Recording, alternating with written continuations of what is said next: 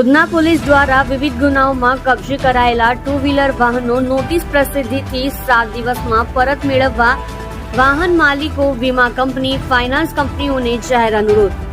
Udhna police દ્વારા જાણવા જોગના કામે તથા એમવી એક્ટ 207 મુજબના કામે 208 જેટલા વિવિધ પ્રકારના ટુ વ્હીલર વાહનો કબજે કરવામાં આવ્યા છે.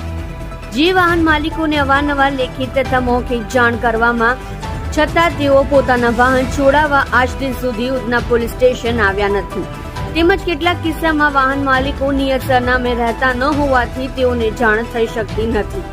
જેથી વાહન માલિકો, વીમા કંપની, ફાઇનાન્સ કંપનીઓને આ જાહેર નોટિસ પ્રસિદ્ધ થયેલી દિન 7માં વાહન છોડાવવાની જરૂરી કાર્યવાહી કરવા અનુરોધ છે.